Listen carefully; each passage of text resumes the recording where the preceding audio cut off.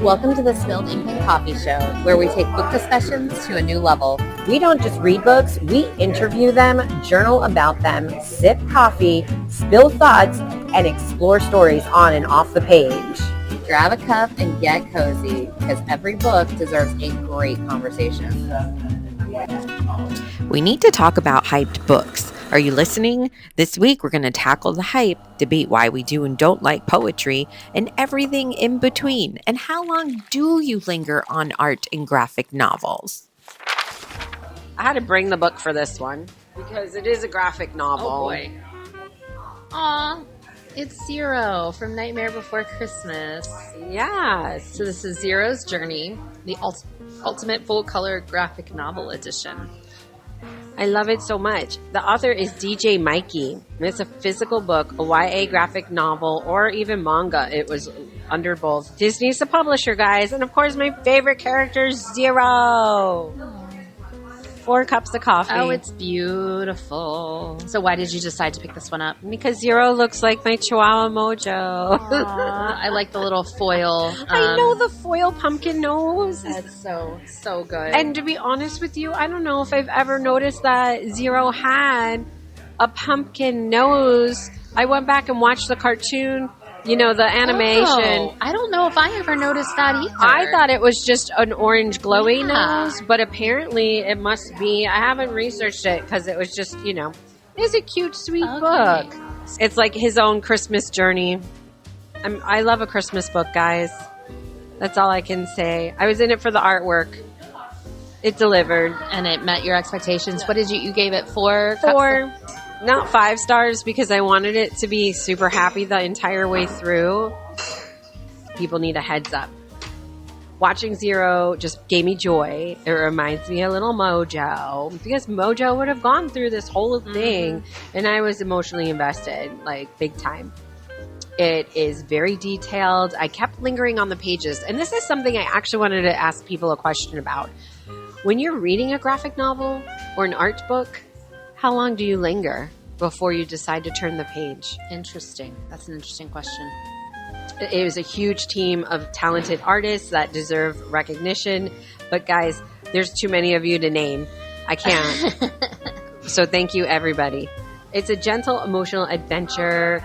He starts simple. He's just this little doggy who's just like, Jack, look at me, play with me. I'm here. But like all parents, they're distracted by everyday life. And sometimes our fur babies get, not forgotten about, but not prioritized. Yeah. And so Zero's just like, all right, well, I guess he doesn't love me. And then finds himself meandering around, and into Christmas Town he goes. He finds another ghost dog in Christmas Town. And so that's where I'm like, it's so heartbreaking because you learn that this person, lost their dog to a car accident. Couldn't we have done it a different way, Disney? Right? Couldn't we have done it a different way? That's why there's my 5th star right there, because I'm like, there's a million other ways. I get it's real life, but still, like, kids, I don't know where the line is. And then eventually Jack's like, where'd my dog go? And then he gets, of all people, who does he send? He sends Lock, Shock, and Barrel to go find Zero. Okay. Right. And so now everybody's mayhem in Christmas Town. And I'm not going to tell you how it ends because it's a Rudolph kind of ending, which is so sweet. Zero's expressions are the best. I didn't even see that in the actual animation.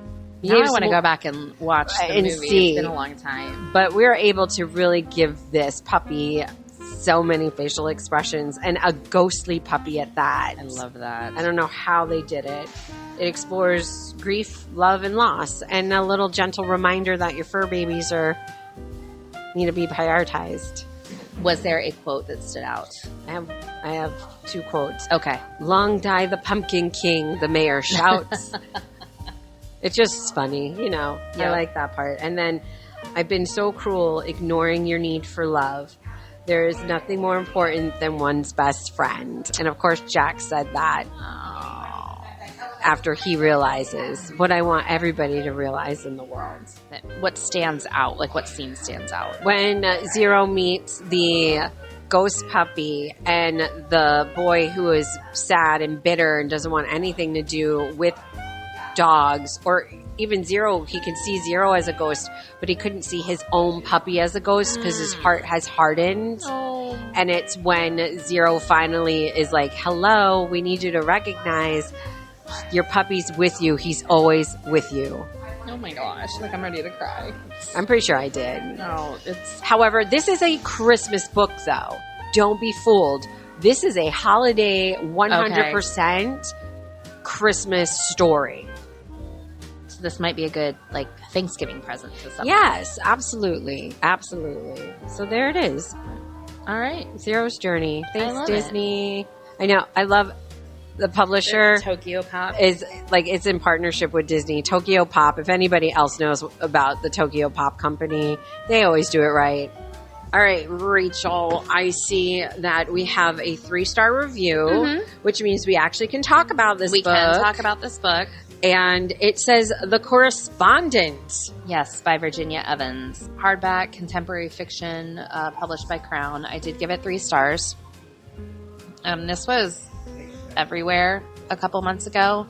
I was getting it, I got it recommended, like it was recommended a lot. I don't know why I struggled with that sentence. From not enough coffee yet. Like from family members to people on the socials. So wow, this is a lot of hype and recommendation, and you're only giving it 3. Where's the other 2? Or you'll tell me at the end. I think part of the problem, a problem that I have when a book is hyped so much, I feel that it's a very thin line where I'm either going to, yes, I understand the hype. This is everything. I get it. Or it's, why was this so hyped? I mean, it was fine. I mean, maybe if it hadn't been hyped as much as it had, I would have given it a 4-star. But I just didn't. It didn't live up to the hype. To me. Got it. So that's where we land. Yeah. Part of the problem for me was the main character. Okay. Guys, listen. Whether it's for her or for me or for you, books are art. Art is subjective. These are our opinions. And that's just that. Remember, that's why you're listening, because you want our opinion. I didn't particularly connect with the main character of Sybil. I see. You didn't even highlight her name. She didn't even make it on your top. I said it in my review. She helped people. She did, but I just didn't find her particularly likable. And I think part of it is, like, I've got other books in the back of my mind, like the elderly lady books, Vera Wong, where you've got an older main character who's a little bit of a busybody, might be a little questionable in their social approach to things. But I find Maud and Vera to be likable. Sybil was just like, I don't like, she's had, like, you get like her backstory, you get the tough experiences, she's had tragedy, you get all that, and you kind of understand why she is the way she is. I liked, it was a unique format, that it was an epistolary. Ooh, that sounds so smart. Wow. Explain for people who might not know this word, or it was a book told through letters. Okay. And an epistolary book is it. Emma M. Lyons is a form of an epistolary because it's told through diary entries. This is told through letters. And you get in this, you don't just get her side, you get the correspondence, and that's why she's the correspondent, is because she almost exclusively writes letters every day to people everywhere. And part of you get it, like, part of her thing is she's been told, and you learn this in the beginning, she's losing her sight. I wonder if I was losing my sight, what would I do feverishly? Yeah. I don't think it would be right. It would probably be paint and sculpt. So did you get hooked right away, or was it slow burning? For a book that was only 281 pages, it took me a while to read it. Okay. Again, I didn't dislike it. Right. I didn't. I gave it 3 stars. That is in your rating. Yeah. What's your rating system? We haven't visited your rating system in a hot minute. So 1 star is not even a DNF. Like, a DNF doesn't even get anything, or a waste of time. Okay. 2 stars is I wanted to like it. 3 stars is liked, could have been better. 4 stars is loved, had an impact. 5 stars is couldn't put it down, new favorite. And I think last year's you had something different, right? No, I think last year's the same. The same. I don't Maybe it like was change. the first year. I don't like change. Yeah, Don't make me go change in my system. Yeah, your book evolves and changes all the time. Yeah, but don't make me go changing things. So 3 could have been better. That's how you feel. I liked it. And you liked Felix. Why?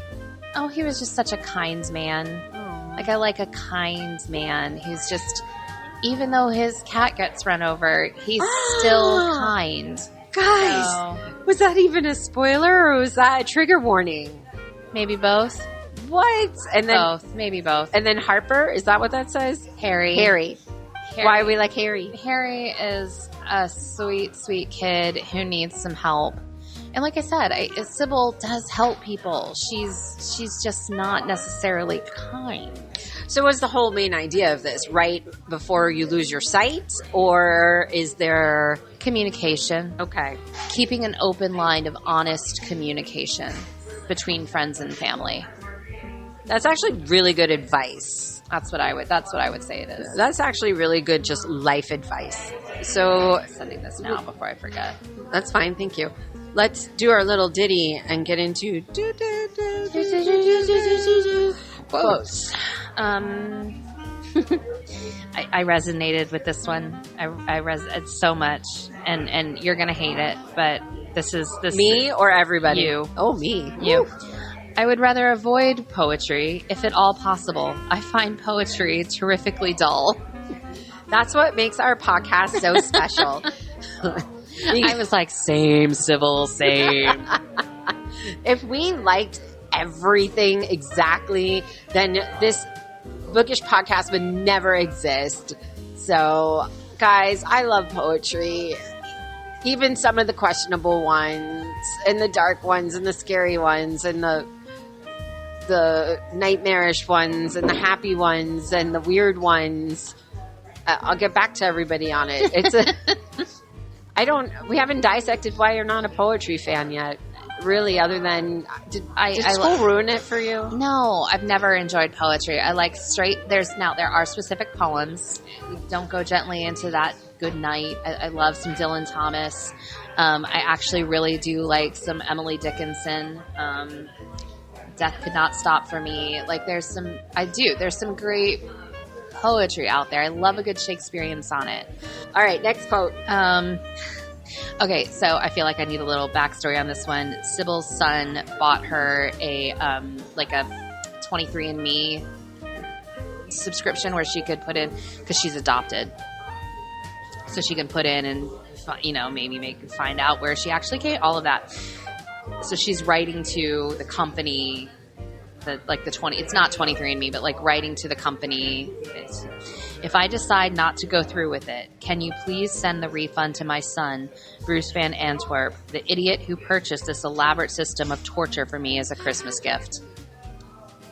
I'm laughing because I love this quote because that is exactly how my sisters feel when my mom purchased Ancestry for us for Christmas. And to this day, those boxes are sitting on their shelves. Yeah. Wow. And as referenced, there is an unfortunate passing of a cat. So this is describing that night. Wind in the trees, a gorgeous night, stain of cat guts on the road. What is up with you in these books that have to do with cats lately? I don't know. I mean, it's a nice switch from your Christian romance trend last year, but the accidental Christian romance. But if anybody's really following this podcast in order, then they will remember the previous episode and what that talked about. Yep. It has to involve cats. It was the clickbait episode. Yep. Oh my gosh. All right. And then I have one more because this is actually my favorite quote of the book. She actually, again, she helps people. She's just not necessarily kind about it, but she does want to help people, and she helps people. So she's encouraging this person. I don't want to give it away, but she's encouraging this woman to stand up for herself in a predominantly male workplace, and don't let them push you over. So this is the woman writing to Sybil. And yes, I will go into the year, as you said, boldly, unapologetically, head up and not taking bullshit from anyone with a penis. Stand up for yourself, lady. You got this. You're the boss. Don't let them bowl over you just because they're a man. Wow. Yeah. She kept it real. Yeah. And we move on. So what do you got for me, Kate? Waiting for Godot. It's time. Samuel Beckett. What? I know. I was inspired by absolutely Keanu Reeves and the idea that he was going to be on stage in New York doing a play with, everybody's probably expecting Bill and Ted's Excellent Adventure. But sorry, we're not reviewing the play. We're reviewing the book, and we're just talking about how Keanu inspired me to go, all right, well, why would he want to do this? What is so interesting about Waiting for Godot? Waiting for Godot, either you love it, you hate it, it resonates with you, or you're like, what did I just read / And now, in fairness, I would like to point out, I have not read this since college. Drama is literature. So we actually had to act out. Everybody was given a scene partner in the class, and everyone had to act out parts of the plays, and then we would break them down. It was the coolest class ever. And so that's where I fell in love with this. So I can't wait to hear your thoughts on Waiting for Godot. Definitely the way that your instructor set that up. I don't know how you could not fall in love with this. Yeah. I think that's where my 5th star would have been, because I gave it only 4 stars. Okay. Maybe had I been able to act it out, I would have given it the 5. Now, I haven't had a words list in a really long time about vocab words, and these are hard. I don't even know if I can say these. This qua, qua, qua, qua, qua. I don't even know if that's a real word, but I did put that it was recommended by Keanu Reeves adjacent. And the setting location was nobody knows. Yeah. And I didn't even put it in my map because nobody knows. I do have a theory. What's your theory? I feel that we're in an afterlife. Estragon was my favorite character. Okay. Probably because he was a little more crazy. Fascinating. This made me really think a lot. I fully understand why this is one of the most studied plays ever written. And moments, it gave me existential afterlife logic from the movie What Dreams May Come. Yep. I'm picking up what you're throwing down. Yes, it's that sense of being stuck somewhere after, but before revelation, which is kind of like resolution is what I wrote. I can't read my own handwriting, and I typed it out, guys. You don't necessarily get your mind into a space for a hot minute because you're trying to figure out what the hell is going on. Yeah. It felt less like reading and more like watching something happening. In my interpretation, if it wasn't an afterlife situation, then it was 2 old men in stages of dementia. Or 2 very high individuals on LSD. Okay. So there's my 3 theories. Well, I think that's the beauty of this play, especially because it can be performed by anyone. It doesn't, if you want to stage it as a couple of 20-somethings, if you want to stage it as a couple of 80-year-olds, like it's like, that's the beauty. There's not a pigeonhole that these characters are put into. So I felt it was like back-to-back absurdity, taking everything uncomfortable about humanity and blowing it up underneath a magnifying glass. And that my hope was that it ends with the sun piercing through the glass, eliminating the anthills. Okay. Because in the end, it's now you question humanity's existence. Yeah. It was a lot. It was to me, it was very surreal. This could have been a surrealist. I could see surrealist art pieces being projected in the background as they were, moving on stage into these spaces, and then something, I mean, Dali obviously is the most famous of those, but being submersed into Dali's paintings put these 2 people. I mean, that would be a much better staging than what happened in New York. Wow, guys, Rachel just said that I could be a New York director. Yeah, you could. Oh my goodness. Here's a little, I'm not going to, whatever, because I have a quote in the middle. it's fine, but it's the way of doing it that counts if you want to go on living. But yeah, ultimately, I just went with, I think in the end, I felt like the characters were in a purgatory or in that in-between place between life and death, or between sleep and awake, clinging to the very last breath while others remain suspended in that space. Well, I had a professor explaining how I should interpret it. Which that's tough, because this is, writing is an art form. This is an even, I don't want to say stronger art form, but when you're writing a play, it's definitely subjective. Well, and what we have to keep in mind, and this is what my professor said about all the plays that we did, was that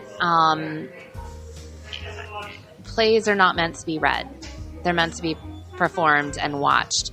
So it's hard to judge the words on a page because it all depends on how the actor, the director, the staging. I always went with, this was the end of life situation. That's how he also talked about it. It's the beginning of life. It's the womb. So we taught in class. We talked about both, but I always thought that this was more of like the end of life situation. I don't normally pick up like plays to read. I think the only one that I've read prior to this and journaled about were the Santaland Diaries.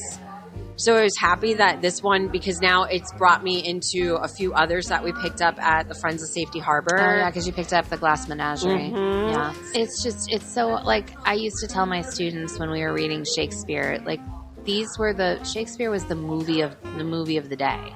Like, this was the common person's energy. You weren't some highfalutin intellectual that needed this explained. This was your everyman situation. And to now sit down and read and dissect and find the alliteration and the personification, and that's not what Shakespeare meant. Like, Shakespeare meant this to be laughed at and performed and cried at and taught. So I think it's just, you have to take reading, like, you have to truly love words to love reading plays, because that's not how they're meant to be consumed. Now we'll go to quotes. Quotes.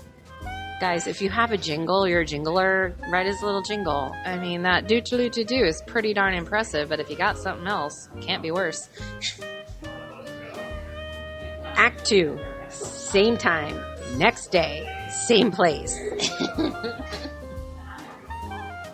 Yep. I mean, that said it all. We were all born mad. Some remain so. All right, Lewis Carroll. I know. That's how it is on this bitch of an earth. The truth is, you can't drive such creatures away. The best thing to do is to kill them.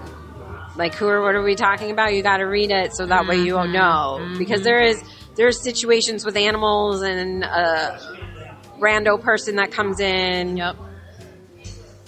Last quote. We weren't meant for the same road. That one. That's a gut punch of a statement, that we weren't meant for the same road. Is that in life? Is that in afterlife? Is that in... I think right? That's period. We weren't meant for the same road, period. None of us are. We're individuals. Yep. Everybody has their own journey and their own destination. And that's the takeaway. Yeah. But yeah, go check out the Steve Martin, Robin Williams. It's, to me, that's the version that Beckett had in mind. I think it's absurdist. And that's my favorite art form is absurdism. I love that. So thank you, Rachel and Keanu Reeves adjacent, because the two of you, if I didn't tell you about it, you wouldn't have said, Casey, maybe you should read it. And then it just lined up that it was staring me in the face. And I said, by the power of 3, I must get this book and read it. There you go. love And it. do we have time for one more? We have time for one more. Well, then let's go to where you're at here. Okay. Oh my goodness. Another 3-star. And I'm looking ahead. Oh, it's a new era approaching. I'm not going to tell everybody. But we have a 3-star book. Let's get the deets. Okay, so this is All the Sinners Bleed by S.A. Cosby. I listened to this one. It is a thriller, and it was published by Macmillan Audio. I got it from my library. I have seen a lot of S.A. Cosby floating around on the socials and on the Goodreads. And it's my genre, in theory, thriller. Because we only have 3 stars. I mean, the title's catchy. The story, the mystery, fantastic. The characters, great. The audio, awesome.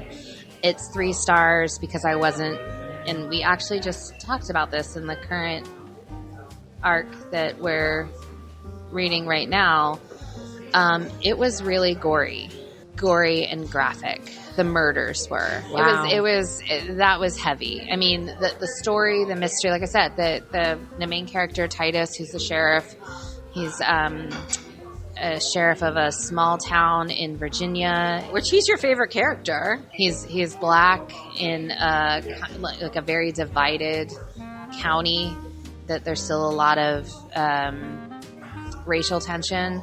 So you add that to the mix. I thought he was so well written, but I every time like there was another murder or another body found, I was like, oh no, this is going to be so gross.